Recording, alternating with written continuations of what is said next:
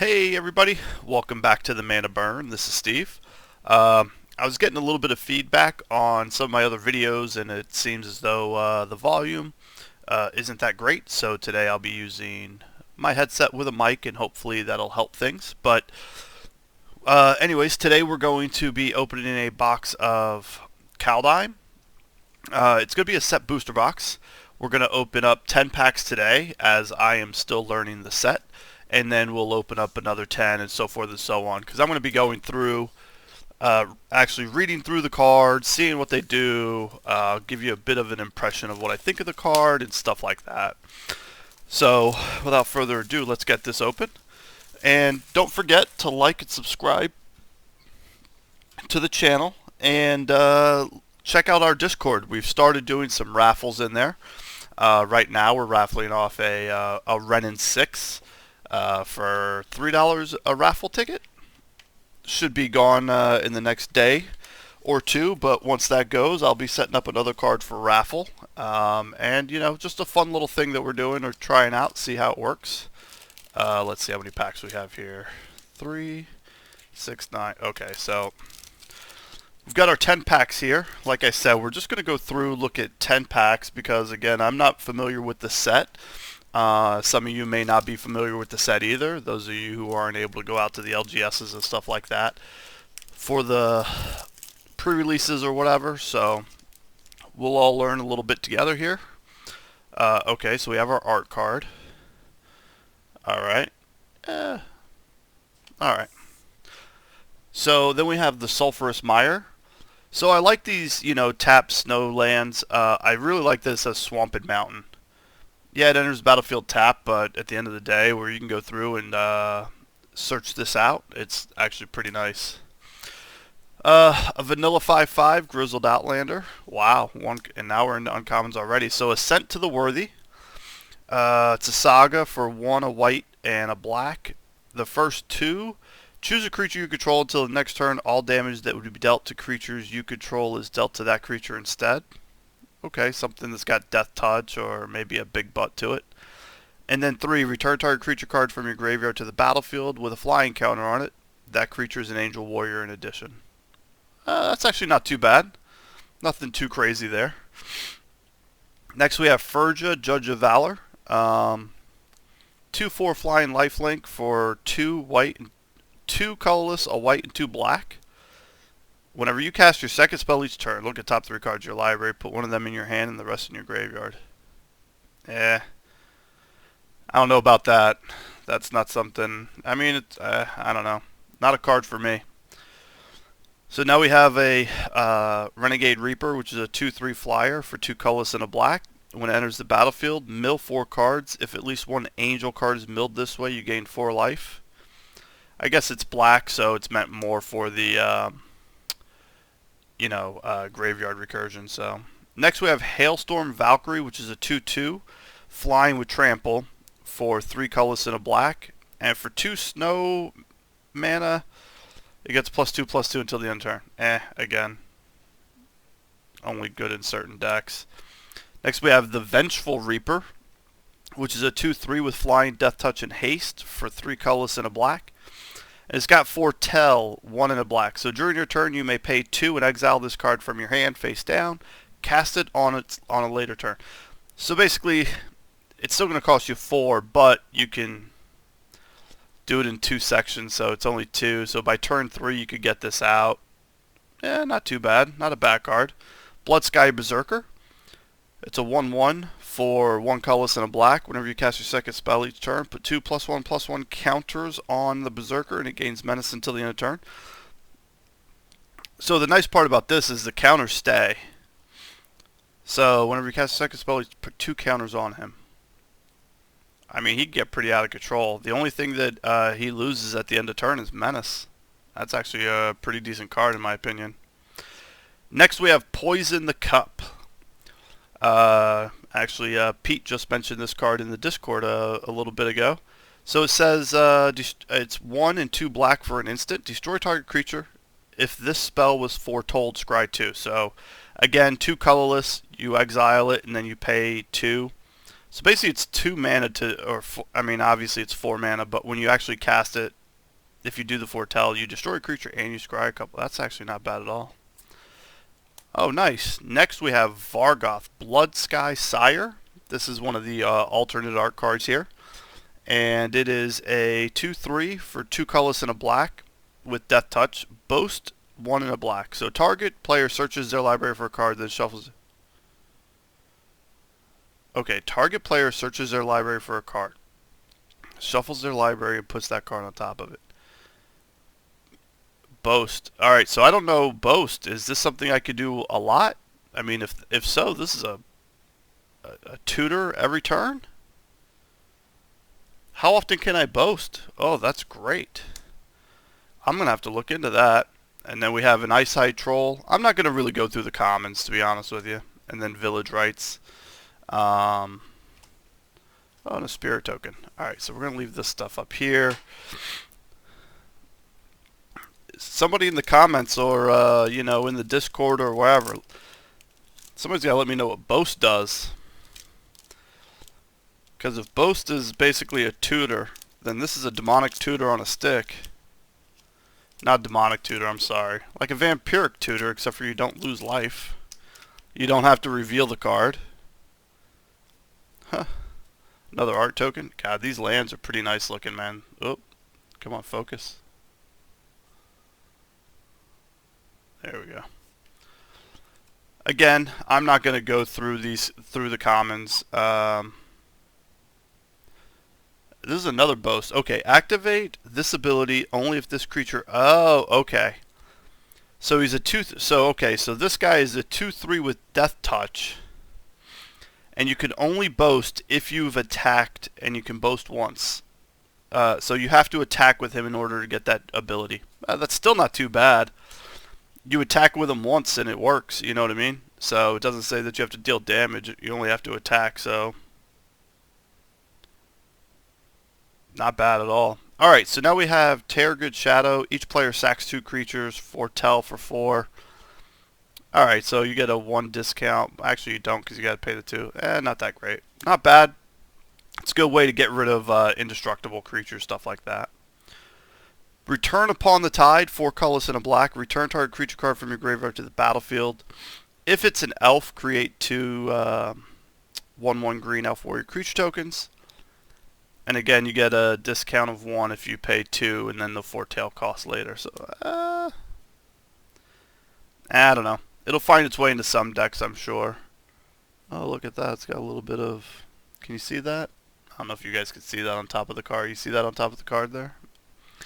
Alright, but we have a Thornmantle Striker, which is 4 colorless and a black for 4/3.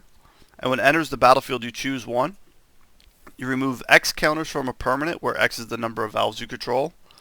Or a creature gets -X/-X until the end of turn, where X is the number of elves you control. So obviously an elf deck. I'm guessing that's going to be in that green-black elf deck that they made for the commander decks.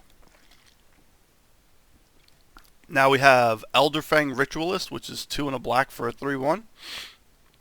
When it dies, return an elf from your graveyard to your hand. Alright. Elvish War Masters are rare. Whenever 1 or more other elves enter the battlefield in your control, create an elf warrior creature token. This ability triggers only once each turn. Oh, that's not that good then. And for 7 elves you control, get +2/+2 and gain Death Touch till the end of turn. Alright, I mean, we're going to keep these alternate showcase type things to the side there. Now we have Ajar the Freezing Flame. Whenever a creature, or it's 1 blue and a red for a 3/3. And whenever a creature or planeswalker an opponent controls is dealt excess damage. If a giant, wizard, or spell you control dealt the damage to do it this turn, draw a card. Alright. And I saw this in the back here. So we've got a card from the list. 2 and a blue for a 2/2. Vodalian Illusionist. Tap 2 and tap this, target creature phases out. Okay. Oh wow, 2 packs in. That's it so far. Wow, there's a lot.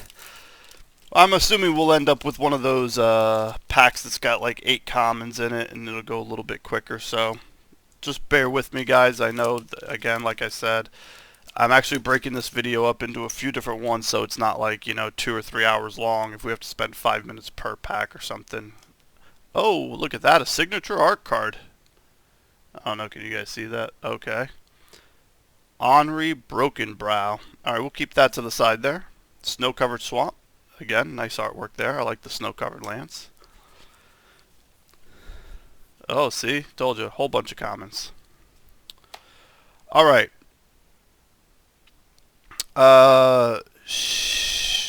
Skemfar Shadow Sage. It's a 2/5 for 3 and a black. When it enters the battlefield, choose one. Each opponent loses X life, where X is the greatest number of creatures you control that have a creature type in common, so elves probably. And you gain X life, or you can go gain X life, where X is the number of creatures you control that have a creature type in common. Okay. Facelift's Haven is add colorless mana to your mana pool. You could tap 3 snow lands, and it becomes a 4/3 creature with vigilance, and all creature types it's still land. I don't know. Alright. Nothing to write home about. And a shard token. Yeah, so again, I don't think, I mean, obviously, Faceless Haven is not going to be a big hitter, I don't think. Not unless you're playing a snow land or a snow deck, obviously. Snow-covered forest. Nice. Alright, let's get all... Wow, that's a lot of commons there. Okay. So now we have Skemfar Elder. I saw that there's one... there's 5 of these in here, so... Enters the battlefield tapped, and you could tap it for green. Or you could tap 2 colorless, 2 black, a green. Tap this, sack it. Up to 1 target creature you don't control gets -2/-2 until the end of turn, and create 2 1/1 green Elf Warrior creature tokens. Only do it as a sorcery. I mean, alright. Now we have Reckless Crew, which is 3 colorless and a red. Create X2/1 red Dwarf Berserker creature tokens, where X is the number of vehicles you control plus the number of equipment you control. For each of those tokens, you may attach an equipment you control to it. Alright, pretty good for an equipment deck, obviously. We have a Revitalize and a garbage token. Alright, see, so those last couple of packs, because there were so many commons in there, went pretty quick. But again, like I said, no matter what, I'm still going to break these up into like 3 videos just so we can, get through it. Oh, another one of those. Alpine Meadow, a mountains and a plains. Nice. Let's get through. Oh, this one's going to have quite a bit of uncommons. Nice. Alright, so we have Herald, King of Skemfar. It's a 3/2 legendary elf warrior creature, 1 colorless, black, and a green. It has menace. When this enters the battlefield, look at type 5 cards in your library. You may reveal an elf, warrior, or Tyvar card from among them and put it in your hand. Put the rest on the bottom of your library. That's actually not too bad. Elven Ambush, 3 and a green. Create a 1/1 green elf warrior creature token for each elf you control. That's pretty good right there. Imagine that with like coat of arms and oof. Alright, Boreal Outrider, 2 and a green for a 3/2 snow creature elf warrior. Whenever you cast a creature spell, if snow mana of any of that spell's colors... Whenever you cast a creature spell, if a snow source mana of any of that spell's colors was spent to cast it, it enters battlefield with an additional... Okay. +1/+1 counter. Okay. Spirit of the Aldergard, I don't know. 3 colorless and a green for a 0/4. When it enters the battlefield, search your library for a snow land card. Reveal it, put it in your hand, shuffle your library. This gets +1/+0 for each other snow permanent. So, again, snow matters. And then we have Reflections of Litjara. As it enters the battlefield, choose... Oh, it's 4 and a blue for an enchantment. As it enters the battlefield, choose a creature type. Whenever you cast a spell of the chosen type, copy that spell. Right off the top of my head, man, this is going to be a monster in like wizard decks. I mean, this is going to be... I mean, Thopter deck. Imagine like... Or even Thopter decks. Or... Not Thopters, because it says you have to cast it. Yeah. Either way, blue-red's going to be great. That's so good. Now we have Vega the Watcher, which is 1 colorless, a white, and a blue for a 2/2 flyer. When you cast a spell from anywhere other than your hand, draw a card. way down, and a human warrior token. Okay. Halfway done, folks. Halfway done. I think that Reflections of Lit Jara card is underrated. I think it's actually a really good card. Alright. Ooh, a Snowfield Sinkhole. That's cool looking. Alright, let's see. Alright, this one's got a lot of commons in it. We have Blizzard Brawl. For 1 green, choose target creature you control and target creature you don't. If you control 3 or more snow permanents, the creature you control gets +1/+0 and gains indestructible until the end of turn, then those creatures fight each other. For 1 green mana, even if you don't do any of the snow stuff, just have the creatures fight each other. That's not bad at all. Now we have Narfi, Betrayer King. 3 colors, blue and black for a 4/3. Other snow and zombie creatures you control get +1/+1. And for 3 snow mana, you can return him from the graveyard to the battlefield tapped. Again, another one of those zombie... Yeah, you really don't need to worry about the snow part. Still a good card. Rally the Ranks. 1 and a white. As it enters the battlefield, choose a creature type. Creatures of the chosen type get +1/+1. A Frost Peak Yeti, a Disdainful Stroke, and a Giant Wizard token. Alright. That's my fault. I apologize for hitting the camera there.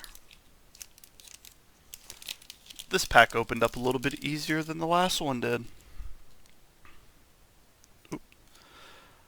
Alright, Rimewood Falls. Again, I think these are great because they say forest and island on them. You know, they're definitely, to me, they have value. I don't know what everybody else thinks. I know it comes into the battlefield tap, but, you know, just think a lot of people go and fetch for pain lands, you know, or shock lands, I should say, and they let them enter the battlefield tapped instead of paying the 2 life, but I get those will always be a hell of a lot more because at least you can pay the life. Alright, Icebind Pillar, 2 and a blue. Tap a snow land and tap target artifact or creature. Again, snow only type of card. Morite of the Frost. 2 colors, a green and 2 blue. And it's a changeling shapeshifter. You may have it under the battlefield as a copy of a permanent you control, except it's legendary and snow in addition to its other type. If it's a creature, it enters with an additional +2/+2/1 counters on it. Okay, that'll definitely find some play. Cosima, God of the Voyage. So this is 2 and a blue for a 2/4 legendary god. At the beginning of your upkeep, you may exile it. If you do, it gains whenever a land enters the battlefield under your control. If he's exiled, you may put a voyage counter on it. If you don't, return him to the battlefield with X +1/+1 counters on it and draw X cards where X is... Okay. And let's see what he flips over to. Then he flips over to the Omen Keel. Whenever a god you control deals combat damage to a player, that player exiles that many cards from the top of his or her library. You may play lands from among those cards. As long as they remain exiled, and this has got crew 1. I don't know, man. I like the front side of this a lot better. What do you guys think? That's actually pretty cool. An Ice High Troll, and then we've got a Foil 3 Seasons. And a Tobalt Cosmic Imposter token. That Cosima card is going to be an interesting play there. He's a god, and, you know, a Woodland Chasm, Swamp Forest. Alright, now we have our first uncommon is Absorb Identity. For 1 in the blue, return target creature to its owner's hand. You may have shapeshifters you control become copies of that creature. Okay. Alright, so this is the blue one, Litjara Mirror Lake. Again, pretty cool art. And there's tap for blue. Alright, so for 2 colors, 2 green and a blue, you sack it. Create a token that's a copy of target creature you control, except it enters the battlefield with an additional +1/+1 counter on it. Activate this ability only time you could cast sorcery. Sacrifice this. Create a token. Wow, imagine creating tokens of like Sakashima with this. I mean, it would have to be in green also, but still, that's pretty cool. Litjara Glade Warden, a 3/3 for 3 and a green. It's a changeling shapeshifter. 2 and a green. Tap. Exile a creature card from your graveyard. Put 2 +1/+1 counters on a target creature. Activate this ability only time you could activate Cast sorcery. Alright, not too great. Not too bad, though. Tundra I don't know, Fumarole. Alright, a colorless and 2 red. Deals 4 damage to target creature or planeswalker.